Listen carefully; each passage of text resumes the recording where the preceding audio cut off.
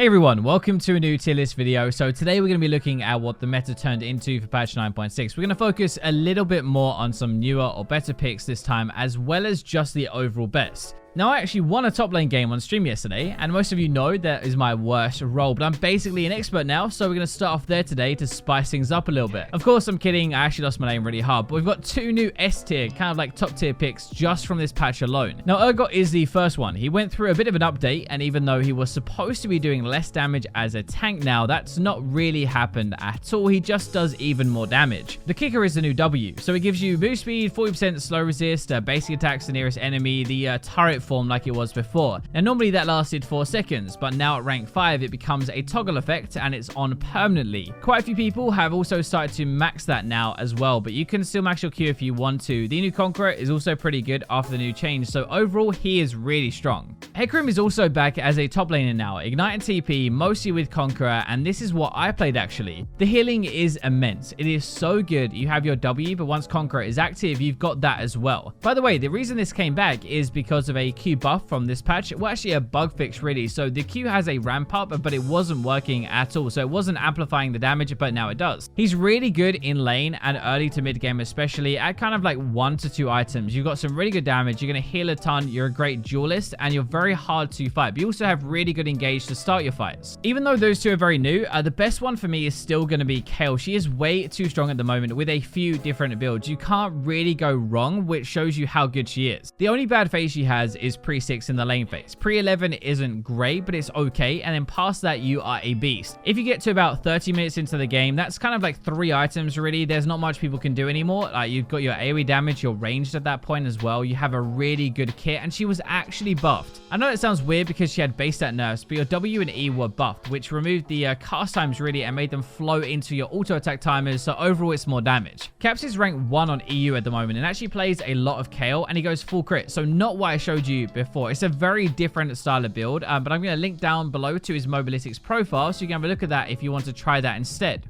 So the other runner-up I have is Riven, who is a monster, but the thing is, I don't know if it's her or the build currently that does it. Conqueror is amazing. AD, healing, true damage, a stacking system that plays into your auto-cancelling as well. You can't really beat that. Death Stance is also super strong on her with the lifesteal and the bleed and stuff, and you've got your Spear of Sojin, right? The item is pretty dumb on its own anyway. It is really good. But either way, whatever build you go for, Riven is really good for now.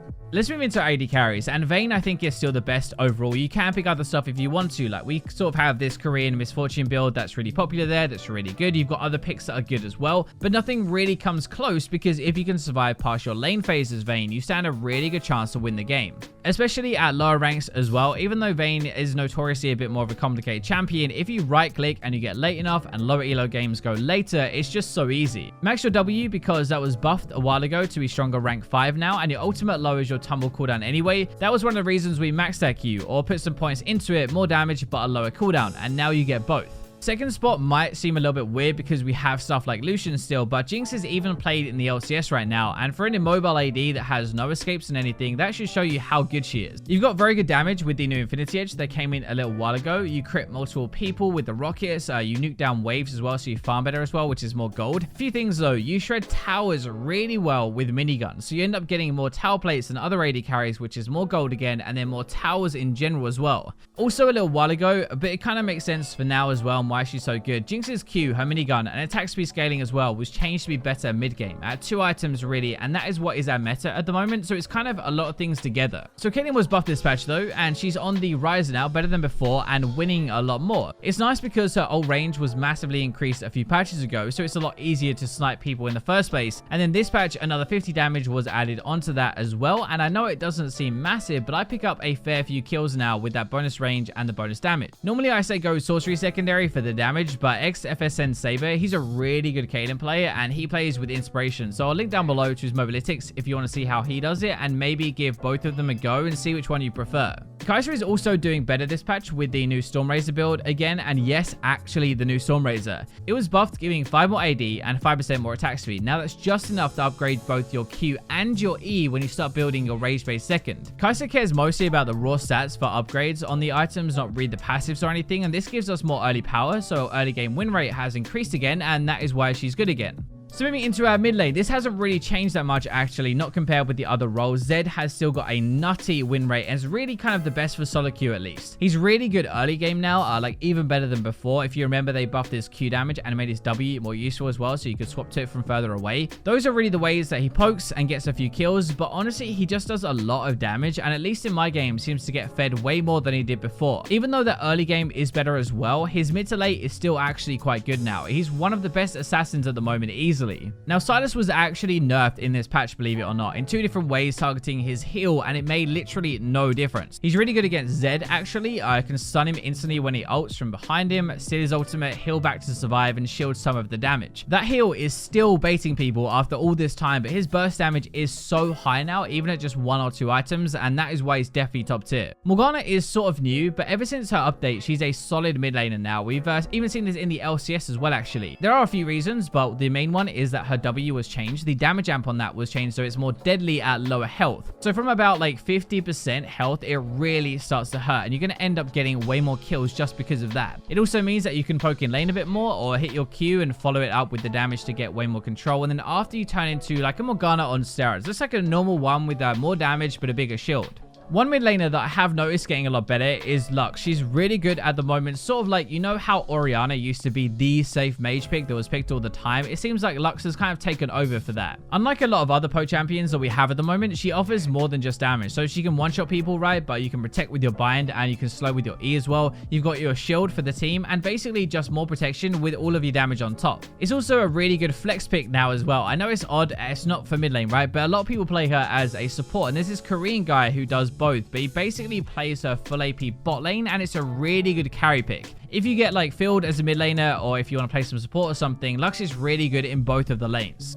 Now, jungle hasn't really changed a ton, to be fair, either. Jarvan is even more popular now, though. You got a bit of everything with this guy, but he's basically replaced Camille as the early game machine, and that's why he's really the best. Your E attack speed was buffed. That's the most recent thing. It's better for teammates, obviously, but it's actually twice as good for you. It double stacks on him. He can farm pretty well, control crab, fight others, 2v2, and then with the AD that he builds, he can burst himself and actually carry himself. There is a guy in the top 10 of ranked in career that actually runs Conqueror instead of Electrocute. He goes Warrior, Cleaver most games into tank. It's a bit of a different playstyle, less pure carry focus, but better for your team. But with the Conqueror, he seems to get the AD and damage from that anyway, so swaps to stay alive, but he wins so much at the moment, so I'm going to link down to his profile down below. Rek'sai is definitely still one of the top ones, even though she was nerfed, because they nerfed her late game, and her late game is already trash. That's not what she's good at. Early game, you still have insane damage, and it's exactly the same as before. They didn't touch it at all. You burst people down, and you can tunnel around bypassing wards. You're going to buy some AD, but you're also buying health with it. You're well squished, though, but it's like a one combo, to be honest. You knock up, you shred, you bite down, you ultimate, and they die.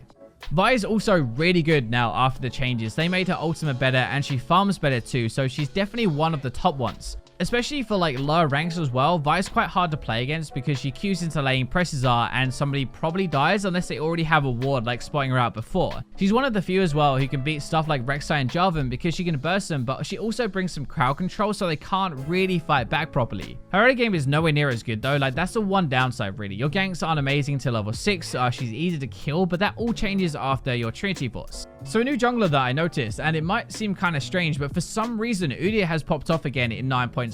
He actually dipped for a little while and he wasn't really top tier or anything, but now he's back to taking over the first 25 to 30 minutes of the game and just ruining everybody. He steals everything, he kills everybody. Warrior and Trinity with Tiger is the burst way that most people are playing him now, and it works so well. Most people are still using press attack and it works great, but Conqueror is also really good on him, so that might be part of it as people have kind of swapped over to that a bit more. Support is going to be last today, and Morgana is still dominating solo queue as a support. We talked about it before for mid lane, but with a W doing more damage, if the enemy AD or support gets below like 50% now in a trade, you're going to pull and stop them from hitting back. It keeps chunking them, and it does a lot of damage. It will zone them away, force them to base, just because her damage amp at lower health is so strong. She can stop most plays from being made with her black shield, protect any hyper carry AD with that, or be more engaged and catch for a more aggressive one. With the ultimate change and the move speed, it's now even easier to get a few kills. So basically, if you're running towards somebody that you have tethered, you're going to get a bit of move speed so they can't just run away from you. Thresh is also here just because he is probably the best kill lane in the game at the moment. He does so much damage and locks you in place forever.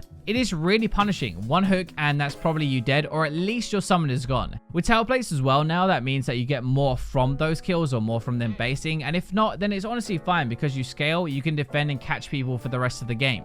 Fiddle is more of a new support that is much better at the moment, kind of because he counters Morgana. It's not the only reason, but his E can remove the black shield, which means that he can then follow up with a fear straight away. Most don't max E anymore though. They actually go aftershock and they max their fear instead. It is a point and click 2.25 second fear, and that is a very long time for something that you cannot really miss. After that, you throw in the ultimate for more kills and you have a really good team fight, and that's why he works so well. But maxing Q is really good if you're going to play it. There are actually a load of build options as well, which is really good. You can go AP stuff like Zhonya's. You can even go tank though, like stone plate isn't actually that bad. This guy does it a lot. He ultimates into the team, presses his stone plate so he doesn't die. It's not that bad, and I'm going to link down to his profile below so you can check out how he does it.